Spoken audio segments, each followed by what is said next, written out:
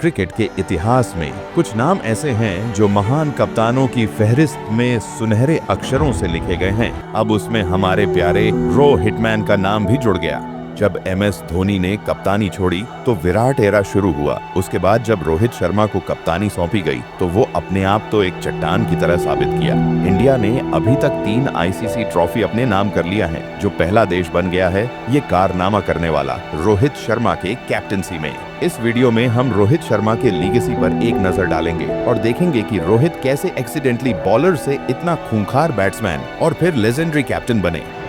Swami Vivekananda international school में coach Dinesh लाड की निगरानी में रोहित शर्मा ने अपने खेल को बेहतर करना शुरू किया। मजेदार बात यह है कि शुरुआत में रोहित एक ऑफ स्पिनर थे, लेकिन एक दिन जब टीम का एक ओपनर गायब था तब दिनेश लाड ने रोहित को बैटिंग करने के लिए कहा और यहीं से शुरू हुआ उनकी बल्लेबाजी का असली सफर। 2005 में रोहित शर्मा ने अपना लिस्ट ए डेब्यू किया। उनका नाम पहली बार सुर्खियों में तब आया जब उन्होंने 2006 में देवधर ट्रॉफी में नॉर्थ जोन के खिलाफ नाबाद 142 रन बनाए। इसी साल उन्हें अंडर 19 वर्ल्ड कप के लिए चुना गया, जहां उन्होंने कुछ शानदार पारियां खेली। उनकी बैटिंग स्टाइल में एक अलग तरह की एलिगेंस थी जो सभी को आकर्षित कर रही थी। आखिरकार 23 जून 2007 को आयरलैंड के खिलाफ बेलफास्ट में रोहित ने अपना ODI डेब्यू किया, लेकिन दुर्भाग्यवश उन्हें उस मैच में बैटिंग करने का मौका नहीं मिला। 2007 में रोहित शर्मा को पहली बार बड़ा मंच मिला T20 वर्ल्ड कप में,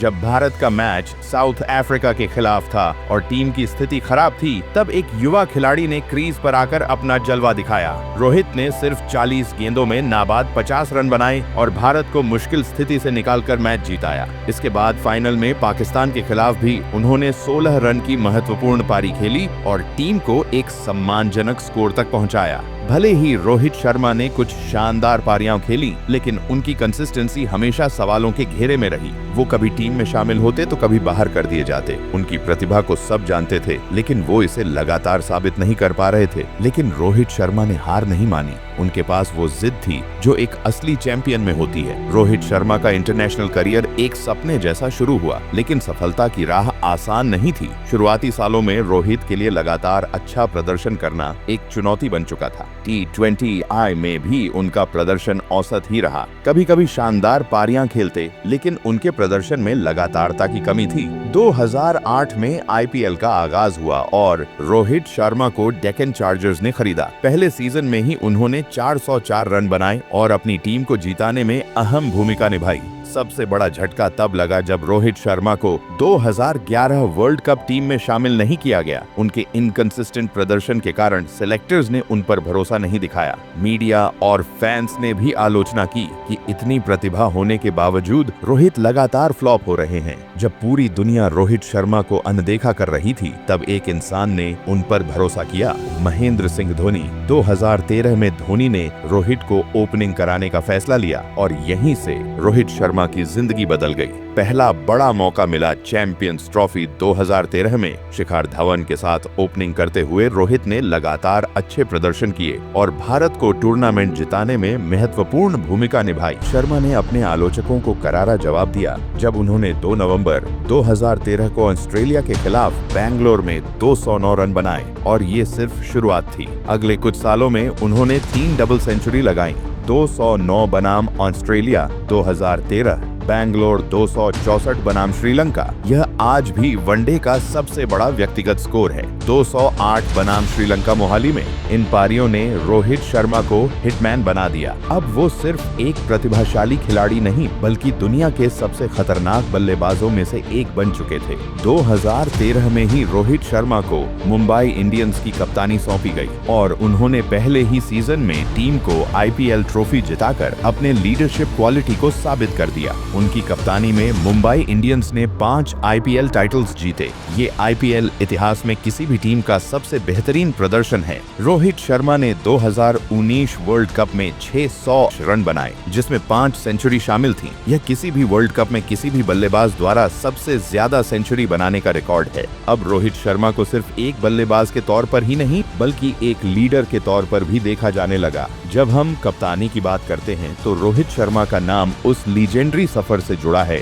जिसने भारतीय क्रिकेट के इतिहास में एक नया अध्याय लिख दिया है। उनकी कप्तानी में भारत ने 2 बड़े आईसीसी टूर्नामेंट्स जीते, 2024 का T20 वर्ल्ड कप और 2025 का चैंपियंस ट्रॉफी। 2024 में रोहित शर्मा की अगुवाई में भारतीय टीम ने एक बार फिर साबित कर दिया कि दबाव में भी खिलाड़ी चमकते हैं। T20 वर्ल्ड कप के फाइनल में दक्षिण अफ्रीका के खिलाफ जब भारत ने शानदार खेल दिखाया तो यह जीत सिर्फ एक ट्रॉफी नहीं बल्कि एक नई उम्मीद और जुनून की कहानी बन गई। 9 मार्च 2025 को दुबई के अंतर्राष्ट्रीय स्टेडियम में रोहित शर्मा की कप्तानी में भारतीय टीम ने आईसीसी चैंपियंस ट्रॉफी का फाइनल मुकाबला जीता। न्यूजीलैंड ने पहले बल्लेबाजी करते हुए 50 ओवर में 7 विकेट के नुकसान पर 251 का स्कोर बनाया, लेकिन भारत ने 49 ओवर में 254 रन बनाकर मैच अपने नाम कर लिया। इस जीत के साथ भारत ने 12 साल के बाद वनडे का यह प्रतिष्ठित खिताब जीता। रोहित शर्मा की कप्तानी की सबसे बड़ी खासियत है उनका शांत परंतु निर्णायक दृष्टिकोण।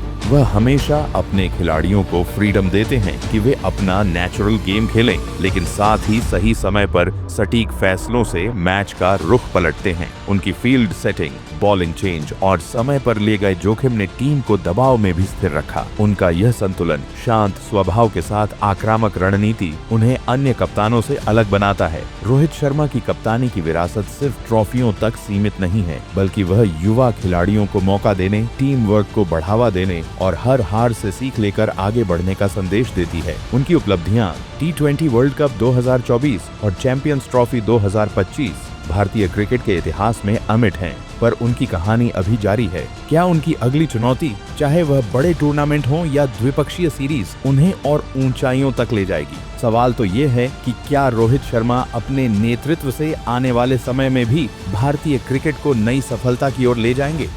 रोहित शर्मा सिर्फ एक महान कप्तान नहीं है, बल्कि एक रोल मॉडल भी हैं। उनकी कप्तानी ने न केवल टीम के प्रदर्शन में सुधार किया है, बल्कि युवा खिलाड़ियों के आत्मविश्वास को भी नई दिशा दी है। हार्दिक पांड्या, जसप्रीत बुमराह, सूर्या कुमार यादव जैसे युवा सितारे आज उनके अनुभव और सीख से प्रोत्साहित होकर अपने खेल को नई ऊंचाइयों तक ले जा रहे हैं। उनके प्रेरणादायक भाषण और मैदान पर दिखाई गई कड़ी मेहनत आने वाली पीढ़ी के लिए एक उज्जवल मिसाल बन चुकी है। रोहित शर्मा की कप्तानी ने टीम में रणनीतिक समझ और सामूहिक खेल की भावना को सुदृढ़ किया है। उनकी कप्तानी में भारत का T20 जीत प्रतिशत लगभग 80% और ओडी में 75 के आसपास रहा है। ये आंकड़े टीम के प्रदर्शन की मजबूती को दर्शाते हैं, लेकिन भविष्य में भी चुनौतियां कम नहीं होंगी। बढ़ते प्रतिस्पर्धी वातावरण में नए खिलाड़ियों को तराशना, खेल की आधुनिक तकनीकों और एनालिटिक्स का इस्तेमाल करके रणनीतियां तैयार करना और अंतर्राष्ट्रीय स्तर पर दबाव में भी स्थिर प्रदर्शन देना। इन चुनौतियों से निपटने के लिए रोहित शर्मा लगातार नई रणनीतियां और खेल की समझ विकसित कर रहे हैं। रोहित शर्मा का नेतृत्व सिर्फ आंकड़ों में ही नहीं दिखता, बल्कि उनके व्यवहार में भी झलकता है। उनका मानना है कि कप्तानी का असली मकसद खिलाड़ियों को आत्मविश्वास देना और उन्हें अपना सर्वश्रेष्ठ प्रदर्शन करने के लिए प्रेरित करना है। उनकी फ्रीडम एंड फोकस की नीति ने टीम में एक सकारात्मक माहौल पैदा किया है, जहां हर खिलाड़ी को अपनी गलतियों से सीखने का पूरा मौका मिलता है। उनका यह अनूठा जुड़ाव और खुलापन ही उन्हें भारतीय क्रिकेट में एक प्रेरणादायक नेता बनाता है। अब सवाल यह है, क्या रोहित शर्मा की कप्तानी में भारतीय क्रिकेट और ऊंचाइयों को छू पाएगा? आने वाले अंतर्राष्ट्रीय टूर्नामेंट्स जैसे कि ICC world cup, T20 leagues और द्विपक्षीय सीरीज भारतीय टीम के लिए नई चुनौतियां लेकर आएंगे, लेकिन रोहित शर्मा की विरासत, उनके अनुभव और उनकी प्रेरणा इन चुनौतियों का सामना करने के लिए टीम को मजबूत बनाएंगे। उनकी कप्तानी में हर मैच न सिर्फ एक खेल है, बल्कि एक ऐसा अध्याय है जो भारतीय क्रिकेट इतिहास में सुनहरे अक्षरों में लिखा जाएगा। ये है भविष्य की राह और विरासत। एक कप्तान जो युवा खिलाड़ियों के लिए प्रेरणा बन चुका है, एक नेता जिसने टीम के अंदर रणनीतिक सोच और विश्वास की नींव रखी है, और एक ऐसा चेहरा जिसने भारतीय क्रिकेट के इतिहास में अपनी छाप छोड़ दी है। क्या रोहित शर्मा की कप्तानी भारतीय क्रिकेट को नई ऊंचाइयों पर ले जाएगी? क्या उनकी विरासत आने वाले समय में भी प्रेरणा का स्रोत बनी रहेगी? आपकी राय हमारे लिए महत्वपूर्ण है। नीचे कमेंट करें, लाइक करें और इस वीडियो को शेयर करें। आइए मिलकर इस अद्भुत सफर का हिस्सा बने। हर सफर का एक अंत होता है, लेकिन असली बात तो ये है कि अंत में में विरासत बनती है। रोहित शर्मा की कप्तानी की कहानी भी केवल ट्रॉफी, रिकॉर्ड या मैचों तक सीमित नहीं है। ये एक ऐसी विरासत है जिसने भारतीय क्रिकेट के भविष्य की दिशा तय की है। रोहित शर्मा ने अपनी कप्तानी में न केवल बड़े टूर्नामेंट्स जीतकर भारतीय क्रिकेट में सुनहरा अध्याय जोड़ा, बल्कि उन्होंने टीम में विश्वास, आत्मनिर्भरता और नई सोच का संचार भी किया। उनकी विरासत में यह शामिल है कि युवा खिलाड़ी अब उनके अनुभव से सीख लेकर मैदान में अपना सर्वश्रेष्ठ देने का साहस जुटा रहे हैं। उनकी कप्तानी ने भारतीय टीम को नई दिशा दी है, जहां हर खिलाड़ी को अपनी असफलताओं से सीखने का मौका मिला है और हर जीत ने उन्हें यह सिखाया कि कठिनाइयां हमें बेहतर बनाती हैं। रोहित शर्मा ने यह संदेश दिया कि असफलताएं सिर्फ सीखने का एक हिस्सा है और यही प्रेरणा आने वाली पीढ़ी को भी आगे बढ़ने का बल देती है। उनका यह अनूठा नेतृत्व भविष्य में भी भारतीय क्रिकेट के लिए एक प्रेरणास्पद मार्गदर्शक बनेगा। हर महान सफर में कुछ ऐसे मोड़ आते हैं जहां असफलताएं, चुनौतियां और कड़ी आलोचनाएं भी सामने आती हैं। रोहित शर्मा का करियर भी ऐसा ही रहा है। उनकी शुरुआत में कई बार असफलताओं का सामना करना पड़ा। प्रदर्शन में असंतुलन, लगातार अच्छे न कर पाने की आलोचना और टीम से बाहर होने का दर्द। 2007 से शुरू होने वाले शुरुआती इंटरनेशनल दौर में रोहित शर्मा को लगातार असफलताओं का सामना करना पड़ा। टीम से बार बार बाहर किए जाने और इनकंसिस्टेंट प्रदर्शन की वजह से फैंस और मीडिया ने उन्हें अनदेखा खिलाड़ी कहकर ताने मारे। लेकिन ये मुश्किल पल ही उनके भविष्य के उजाले की पहली किरण थे। हर हार हमें सिखाती है कि आगे बढ़ने का असली तरीका क्या है। रोहित शर्मा ने इन असफलताओं से हार नहीं मानी, बल्कि उन्होंने हर बार अपनी कमजोरियों को पहचाना और उनसे सीख ली।